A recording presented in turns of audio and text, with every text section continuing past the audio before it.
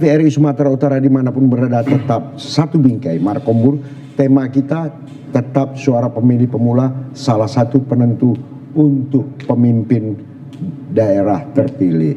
Tadi kita dengarkan bersama Bang Junedi udah menyampaikan bahwa kendala-kendala salah satunya mengurangi perolehan bagi pasangan calon. Ya, ini kan mungkin itu dari sisi administratif ya. Kira-kira ada lagi nggak Pak kendala yang dihadapi oleh para pemilih pemula ya Pak untuk menentukan pilihan politiknya? Baik, pemilih pemula hari ini juga bisa kehilangan hak konstitusinya untuk memilih ketika dia sudah 17 tahun sebelum 27 November, lalu kemudian dia belum merekam KTPL. Nah ini juga akhirnya jadi kendala yang berkepanjangan.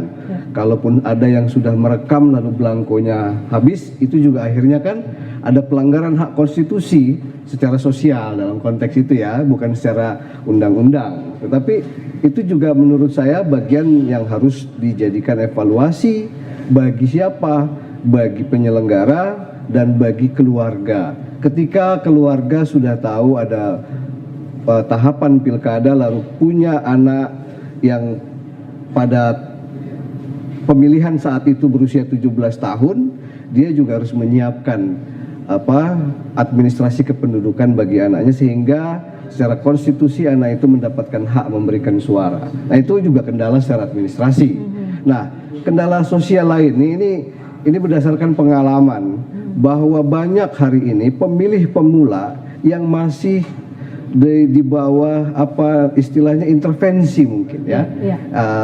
Relasi kuasa orang tua yang hari ini mengatur dia, kamu pilih ini aja karena bapak tim suksesnya, kamu pilih aja karena kita mau nolong paman kita, itu paman kita tim suksesnya, tanpa disadari bahwa ketika dia memilih dan calon yang terpilih tidak mempunyai visi tentang bagaimana menyiapkan pemimpin masa depan. Akhirnya menurut saya ini juga sebuah kebodohan yang diberikan oleh lingkungan keluarga kepada generasi mereka. Karena sesungguhnya yang akan melanjutkan suatu kota, provinsi atau negara pada masa yang akan datang tentunya adalah anak-anak yang hari ini sebagai pemilih pemula. Nah, saya itu. Ini dia satu lagi yang perlu kita tanyakan, agak tajam kan ini. Tadi kan ini perkara KTP ini. Ya, terus terang. Sekarang kita tanya, dasar KTP itu keluar adalah kartu keluarga. Iya, kan kesana kan. Kita tanya, memang KTP-nya belum keluar, tapi berdasarkan identik. Nik di kartu keluarga udah ada, usia udah 18, tapi belum dapat KTP atau usia udah 17 belum dapat. Ini gimana? Apakah kartu keluarga ini bisa menjadi satu modal dasar untuk kita memilih? PKPU 17 2024 tidak menerangkan bahwa selain daftar pemilih tetap, kemudian ada juga surat KTP elektronik dan surat keterangan. Kalau di dalam PKPU namanya keterangan biodata, dalam istilah kampungnya itu disebut suket. Jadi ada anak yang sudah punya NIK itu sejak bapaknya mendaftarkan dia ke Dinas Kependudukan Catatan Sipil, biasanya itu setelah kelahiran. Otomatis setiap anak akan mendapatkan haknya atas kewarganegaraan dengan masuknya anak dalam kartu keluarga diikuti dengan nomor induk kependudukan. Lalu aturan dalam pilkada ini itu kalau saya melihat fenomena hari ini itu tidak melihat perjalanan NIK itu ternyata belum menjadi satu alasan untuk dia bisa memilih ketika dia besok masuk di tahapan sebagai pemilih pada kontestasi pilkada. Jadi ini evaluasi memang. Kartu keluarga nggak bisa Bang, karena diatur dalam PKPU 17 2024. Ini yang saya pahami. Entah kalau akademisi punya pandangan yang berbeda, karena apa yang saya pahami berdasarkan PKPU 1724 tadi, hak pilih itu selain C6 bawa KTPL atau keterangan biodata, bukan kartu keluarga. Jadi ini juga akhirnya bisa dijadikan satu evaluasi ke depan kepada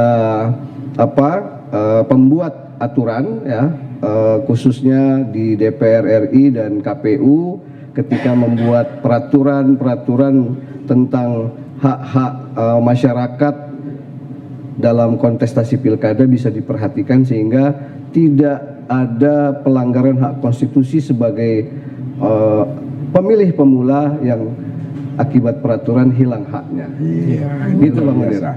Jadi kepada pemirsa TVRI Sumatera Utara dimanapun berada, ingat ya, besok kita memilih, jangan pula karena nggak ada undangan pemilihan, tak punya KTP, bawa kakak ngotot pula di TPS. Jadi itu nggak menjadi dasar. Prinsipnya silakan aja tanya baik-baik kepada petugas TPS. Kalau ada pun kakak tunjukkan, mudah-mudahan begitu dibuka keluar di mana TPS kita, kan begitu. Kadang-kadang begitu dibuka karena di situ ada nik, ada apanya semua keluar. Ikutilah, jangan ngotot di TPS itu sehingga menjadi tidak nyaman ruang lingkup TPS itu. Oke. Itu Ini dia. mungkin saya mau tanya ke Pak Piki nih. Pak Piki seberapa besar sih peran teknologi ya dalam membentuk yang namanya preferensi lah untuk anak muda ataupun pemilih pemula kita saat ini?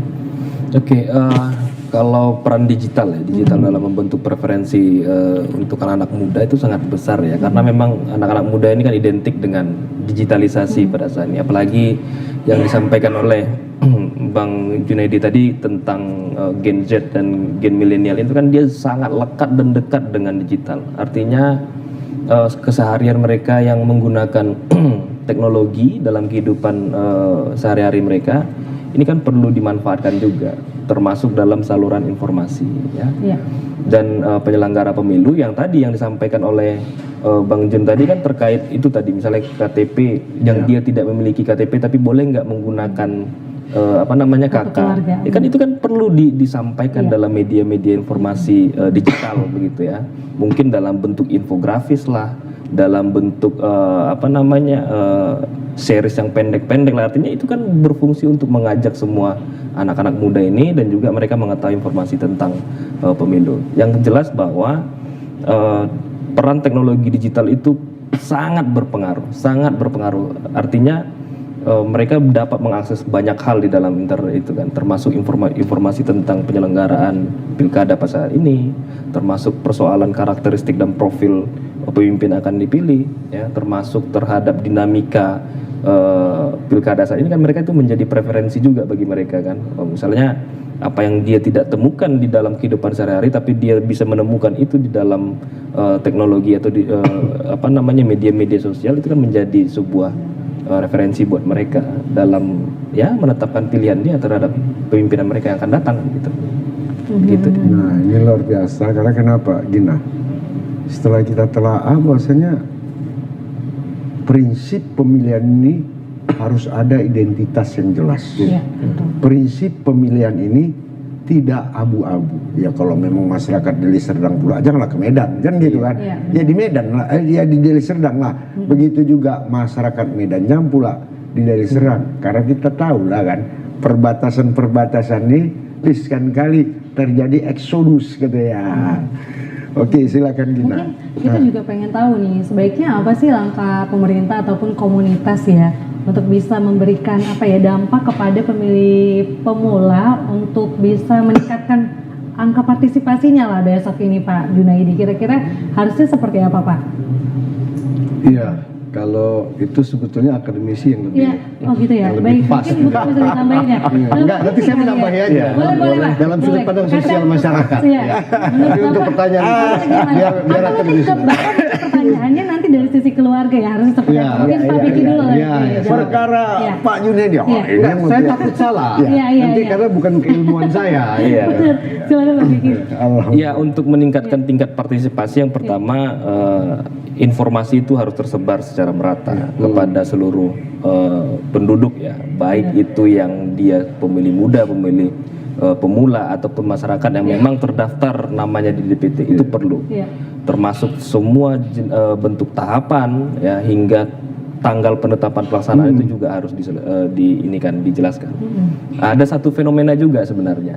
Terkadang kan banyak masyarakat yang tidak tahu di mana dia akan memberikan hak suaranya. Betul, betul. Ya kan?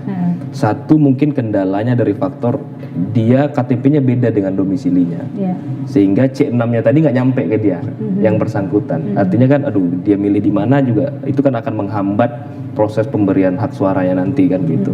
Dan ini juga yang harus disosialisasikan bahwa mungkin penyelenggara KPU melibatkan misalnya kelurahan, Kepling untuk juga ikut mensosialisasikan. Misalnya dia ada penduduk yang dia berdomisili di daerah A, tapi dia memiliki KTP ataupun alamat KTP itu di daerah B, ya dia harus sampaikan itu, ya kan? Artinya jangan didiamkan. Oh, ini bukan penduduk kami nih, gitu kan? Itu jangan. Itu akan menurunkan jumlah partisipasi kita. Sebenarnya kan yang mempengaruhi faktor mempengaruhi penurunan partisipasi kita itu tadi informasi yang tidak jelas. Yang kedua, persoalan tentang ya masyarakat sekarang kan memang sering sekali dijanjikan oleh hal-hal yang sebenarnya gitu kan itu ya bersifat ambigu ya, atau kadang-kadang janji-janji manis lah sekarang kan. Masyarakat sekarang cenderung melihat hal yang terutama anak-anak muda ya, ya cenderung melihat hal yang objektif ya. Dia ketika memang apa yang disampaikannya itu memang realistis, ya pasti anak-anak muda akan ke situ pilihannya begitu. Tapi masyarakat sekarang cenderung melihat hal-hal yang apa yang disampaikan oleh pemimpin-pemimpin, calon-calon pemimpin pada saat ini tuh tidak muncul ketidakpercayaan atau muncul pesimistis lah, ya kan, apakah dia akan melaksanakan itu atau tidak, atau dia akan mewujudkan itu atau tidak, ya. Tetapi memang untuk meningkatkan jumlah partisipasi itu ya calon-calon pemimpin itu ya harus benar-benar menyampaikan apa yang akan dia kerjakan ke depannya melalui program-program kerjanya, dan itu ya kan itu akan membantu masyarakat meyakinkan dirinya secara pribadi untuk memberikan hak suaranya di tanggal 27 nanti. Lalu bagaimana meningkatkannya ya memang perlu pendidikan ya. Jangan lagi ada istilah money politik gitu ya. Anak-anak muda ataupun pemilih pemula ini kan rentan dijadikan alat politis oleh calon-calon gitu. Artinya calon partai politik juga harus memberikan informasi yang mendewasakan ya. Jangan diajari juga. Terkadang ada gini kan, seperti yang Bang Jun bilang tadi, kalau bapaknya orang tuanya milih karena mungkin kita sudah dapat nih gitu kan ya. Anak muda itu harus tegas dia bahwa apa yang dilakukan oleh keluarganya itu ataupun apa yang dilakukan oleh setiap calon yang melakukan tindakan money politik itu adalah hal yang salah, dan anak muda harus berani dia menyuarakan itu. Karena fungsi anak muda juga ikut mengawasi juga perjalanan penyelenggaraan pemilu ini, sehingga itu tadi ya lambat laun ya kondisi pemilih kita akan meningkat begitu. Ya, saya setuju sih apa yang dikatakan Pak Vicky gitu ya. Tapi kalau dari segi keluarga, Pak Junaidi, apa sih yang bisa dilakukan oleh keluarga kita untuk bisa memberikan informasi lah kepada pemilih pemula saat ini? Iya, jadi Bagina, kalau dalam perspektif keluarga, saya coba review dulu nih. Sebuah keluarga itu tentunya berangkat dari sebuah perbedaan, lalu menjadikan satu untuk disamakan, mencapai sebuah tujuan. Nah, kadang tujuan sebuah keluarga ketika masuk musim pilkada nih, itu keluar dari relnya. Contoh, ketika istri saya contohnya, istri saya ikut perwiritan Bang Munir. Jadi perwiritannya dia percaya dengan apa yang menjadi petuah dari ustadznya, dia taati itu petuahnya. Ibu-ibu, hari ini kita mau pilkada, besok jangan lupa coblos calon yang ini ya Bu, karena dia baik sama kita, dia udah ngasih tuh speaker aktif, tikar baru, gitulah kira-kira. Kalau dia di dalam konteks sebagai jamaah di sebuah pengajian, dia akan pulang sebagai istri kan Bang Munir? Iya. Nah ini si suami nih, dalam kodratnya sebagai pemimpin, dia harus memastikan istrinya bukan taat pada petuah ustadz, tapi dia harus taat sama petuah suaminya. Nah si suami nih, dengan relasi kuasanya, kadang-kadang ketika dia mau menentukan pilihan, lalu mengajak sekeluarga untuk sama-sama menyatukan pilihan, ini juga punya motivasi yang berbeda, sehingga dia tidak lagi memikirkan tentang bagaimana dampak jangka panjangnya, dia hanya pikirkan tentang kenikmatan yang hadir secara instan tadi. Nah, ini secara keluarga. Lalu bagaimana kita mengatasinya? Saya cuma mau bilang kepada para keluarga, Bapak Ibu masyarakat Sumatera Utara, percayalah, ketika hari ini kita menerima setiap imbalan dalam bentuk apapun, baik dalam gambar Soekarno-Hatta atau barang-barang dan lain sebagainya, jika kita menerima itu, berarti kita sudah memutus mata rantai masa depan anak-anak kita. Besok anak-anak kita yang punya kecerdasan, punya talenta untuk jadi pemimpin, nggak akan pernah bisa jadi pemimpin karena nggak punya uang. Jadi ini harus kita putus mata rantainya di momentum Pilkada 2024. Jangan ada kita kasih dalam bentuk apapun untuk mempengaruhi pilihan. Tetapi bagaimana memastikan Pilkada ini bersih, Pilkada ini jujur, Pilkada ini damai, dan lahir calon pemimpin yang akan membawa generasi muda untuk siap menghadapi masa yang akan datang, sehingga Sumatera Utara di 5-10 tahun yang akan datang punya calon pemimpin masa depan yang sesuai dengan kompetensinya. Iya. Gitu Mbak Gina. Ini luar biasa pemirsa TVRI Sumatera Utara dimanapun berada. Satu pesan moral yang disampaikan, silakan kita tentukan hak pilih kita tanpa ada embel-embel untuk keuntungan pribadi. Tapi harus kita pikirkan, pilihan hari ini menentukan 5 tahun masa depan daripada provinsi maupun kabupaten kota kita. Yang jelasnya, begitu kita menerima atau siapapun yang memberi dan menerima, sama sanksi hukumnya di dalam PKPU, sama-sama melanggar undang-undang. Itu dia kan. Bang Junaidi senyum dia. Tapi apapun itu, itulah realita. Itulah hiruk pikuknya perpolitikan yang ada di sekitar kita. Itulah demokrasi, masing-masing pola pikir pemikiran yang berbeda. Tapi jelasnya gelati si burung lati, jangan ditangkap batang di para-para. Elok kita dengarkan musik, kita lanjutkan nanti untuk berbicara. Silakan Andi. Ya, tetap bersama kami di Markombur, programnya TVRI Sumatera Utara. Dimanapun pemirsa yang kami sayang dan kami cintai, tetap setia bersama kami. Yang jelas ya, terasi si batang terasi jangan dimasak si ikan teri. Kalau kita mau mendapatkan acara yang berbudaya dan beredukasi, jangan sekali-sekali pindahkan channel TVRI. Oke, ini memang selalu ada pantunnya nih Pak Junaidi dan Pak Kia. Nggak ketinggalan gitu ya. Ada yang tidak kutanyakan Bang Junaidi ini. Karena ini biasanya tokoh masyarakat yang lebih paham daripada pengamat ya kan. Karena kenapa? Ini Bang, kadang-kadang kan kita mendengarkan suka tidak suka, ini realita yang terjadi. Adanya judulnya money politik. Tapi di lapangan judulnya serangan fajar. Oke. Ini bagaimana menurut Abang? Artinya secara eskalasi ini berpengaruh tidak? Berbahaya tidak? Tapi Bapak ada melihat nggak kira-kira saat ini? Jangan ditodong. Sepertinya, karena sekarang kan kayaknya kebanyakan sih sudah tidak ada yang seperti itu ya kalau saya lihat. Karena kan memang rata-rata kan ada harus kalau misalnya mau kasih dalam bentuk souvenir ataupun yang lainnya masih boleh. Asalkan maksnya Rp100.000 kan seperti itu kalau nggak salah saya dengar ya. Berdasarkan PKPU lagi di bawah itu lagi, di bawah 50.000 ya? Di bawah 50.000. Tapi tidak boleh dalam bentuk uang kan? Iya. Gitu, kira-kira gimana Pak? Bapak lihat? Ya, souvenir itu kalau saya lihat di lapangan nih, hari ini ada jilbab, ada juga tumbler tuh, apa? Iya, tumbler, yang gitu boleh kan Pak? Boleh. Itu souvenir, cindera mata gitu. Diatur dalam peraturan KPU, diatur itu boleh.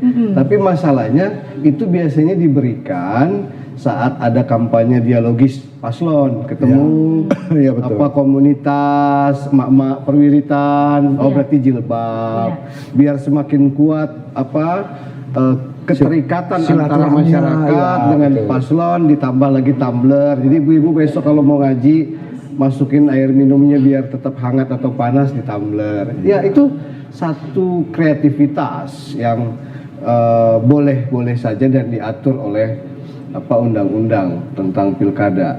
Tinggal kembali kepada niatnya. Lalu pemberi itu niatnya sedekah, saya rasa itu ideal saja. Mungkin saya kaitkan ke sini Pak, maaf saya potong sedikit Pak. Apakah bagaimana nih tren pemilih pemula sekarang? Apakah masih mempengaruhi kah yang dikatakan Pak Munir tadi, atau memang sudah menentukan, atau apakah dia idealis apa ya kalau kita bilang ya? Apakah dia sudah pintar lah, cerdas untuk bisa memilih? Atau itu mempengaruhi money politik tadi Pak? Pemilih pemula dalam sudut pandang saya sebagai masyarakat, secara psikologis hari ini didominasi kepada relasi kuasa orang tua masih. Pemilih pemula ya, bukan pemilih muda ya. Oke? Pemilih pemula kan yang Mbak Gina maksud?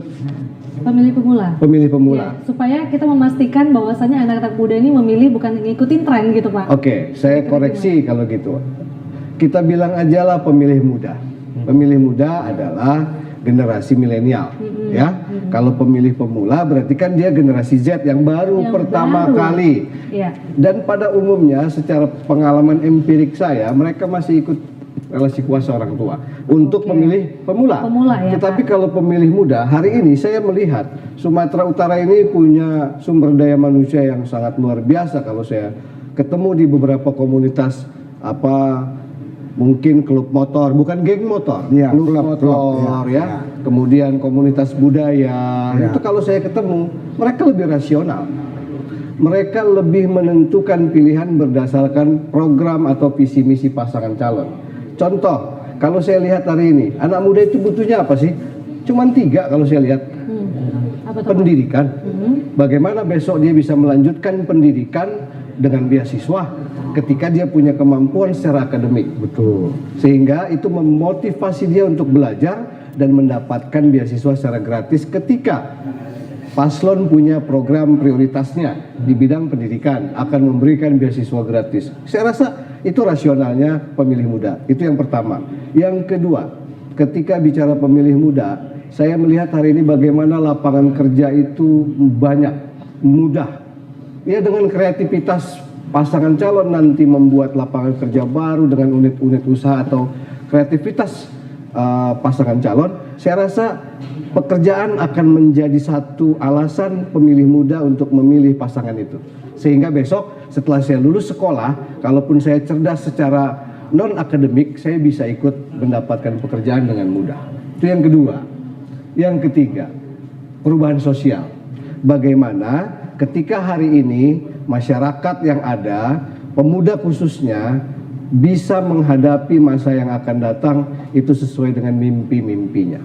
Jadi bagaimana ketika contoh deh, hari ini banyak anak muda, dia punya keterampilan, dia punya skill, tapi dia nggak bisa ngapa-ngapain.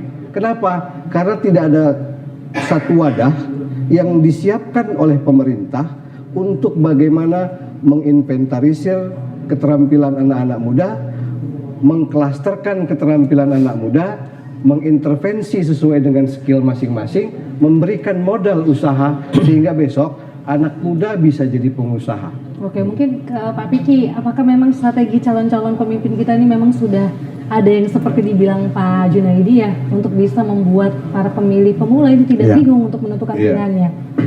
Ya, kalau melihat strateginya rata-rata hampir sama ya, bahwa misalnya untuk meningkatkan partisipasi itu tentu dari program kerjanya. Seperti beasiswa itu rata-rata mereka itu semua adalah yang punya. Misal contoh satu keluarga satu ini gitu ya, sarjana, ada beasiswa sampai selesai gitu ya. Bagi masyarakat kurang mampu itu bagi kuliah gitu ya. Ada pendidikan sekolah yang akan dibiayai selama ini, tingkat pendidikan SD, SMP, SMA itu harus gratis gitu ya, ada banyak. Itu mempengaruhi, yang pasti itu sangat mempengaruhi bagaimana pemilih pemula itu untuk memilih pemimpinannya. Memang saat ini itu tadi ya, program yang sudah bagus ini tidak dibarengi dengan cara yang baik dalam mengkampanyekannya. Ya, tadi itu ya politik uang, money politik ini kan sering sekali terjadi ya. Apalagi di daerah-daerah yang memang kapasitas masyarakatnya ya orientasinya hanya itu gitu ya. Kadang itu juga ada dua dampak yang diakibatnya. Yang pertama, kalau istilah politiknya rusak pasar demokrasinya kan itu dia. Kan orang nggak berani lagi nyalon tahun depan. Periode depan tuh nggak berani lagi kan, rusak pasar dibikinnya kan gitu. Yang kedua ya memang itu tidak memberikan pendidikan yang baik bagi masyarakat begitu. Udahlah kapasitasnya rendah, dicekoki dengan hal-hal yang bersifat money politik, ya kan? Jadi selama nanti pemerintahannya bekerja, pemimpin yang baru ini bekerja, ya tentu dia kan tidak menjadikan masyarakat sebagai orientasi pembangunan atau subjek dari pembangunan itu tadi gitu. Dan itu kita temukan itu. Ya ada beberapa riset lah, mini riset lah kami kunjungan ke beberapa daerah, terutama melihat yang konsensus tentang kota kosong gini ya kota kosong yang memang dia punya satu calon. Itu pun karena dia punya satu calon, itu belum tentu partisipasi masyarakatnya tinggi. Karena itu tadi pendidikan yang dikasih gejala atau soal ini ya, pendidikan yang dikasih itu soal itu. Ya sudah terbiasa. Kami nggak mau milih. Ya kan walaupun satu kan kami kan butuh uangnya juga. Iya.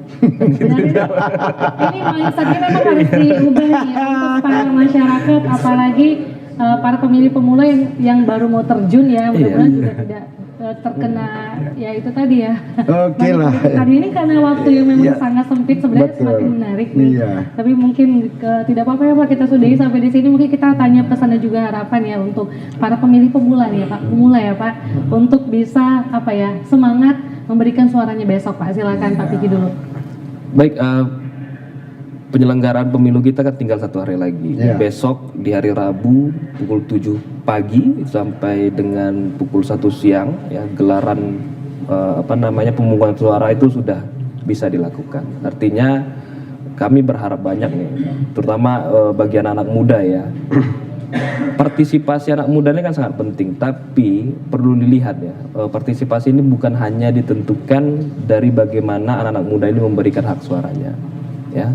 Partisipasi itu sampai nanti boleh dalam bentuk pengawasan. Mereka itu kan harus harus memberikan dirinya ya untuk memperbaiki kondisi kepemiluan kita saat ini. Mereka boleh menjadi relawan-relawan demokrasi yang artinya ikut mengawasi proses pemungutan suara, melaporkan hal-hal yang mungkin berkaitan dengan pelanggaran-pelanggaran, mencatat itu dan melaporkan itu kan sebentuk partisipasi. Tapi yang jelas adalah hak suara itu yang paling penting. Artinya hak suara anak muda ini akan berpengaruh terhadap bagaimana kondisi kondisi pemerintahan yang akan datang begitu. 5 tahun itu kan nggak singkat ya. Artinya banyak hal yang bisa diperbaiki di situ. Walaupun hanya butuh 5 menit untuk menentukan itu kan gitu dia. Betul. Jadi kan 5 menit ini akan mempengaruhi 5 tahun yang akan datang. Itu aja sih. Oke, terima kasih. Silakan untuk Bang Junaidi. Saya rasa sama lah ya. Baik, ini momen mumpung besok udah hari Pilkada penentuan. Saya mengajak kepada saudara-saudara sekalian masyarakat Sumatera Utara, khususnya anak-anak muda, suara kita sebagai anak muda bukan hanya soal statistik ya, tetapi ini adalah representasi masa depan. Bagaimana Sumatera Utara ke 5, 10, 15 tahun yang akan datang itu akan menyiapkan generasi emasnya. Karena hari ini sebagai anak muda, sebagai generasi muda, kita menentukan pilihan kita sesuai dengan hati nurani, bukan karena iming-iming, janji manis, atau hal-hal yang saya istilahkan angin surga. Tentukan pilihan sesuai dengan hati menuju Sumatera Utara yang lebih maju dan berkelanjutan. Terima kasih. Iya, pemirsa TVRI Sumatera Utara dimanapun berada yang masih tetap setia dan kami sayangi, cintai. Tiada kata yang paling indah, dibelah batang dibelah tetap sebatang jati. Berpisah, kita boleh berpisah, tapi tak bolehlah berpisah dalam hati. Yang jelas ya, program Markomur hari ini kita padakan, ingat 27 November besok hari, sama-sama kita datang ke TPS, tentukan hak pilih kita tanpa ada intervensi pihak lain. Independen Anda adalah menentukan masa depan 5 tahun yang akan datang. Saya Haji Munir Nasution Sarjana Hukum dan rekan saya. Dan saya Gina Febriana pamit undur diri. Terima kasih, selamat sore dan sampai jumpa. Iya.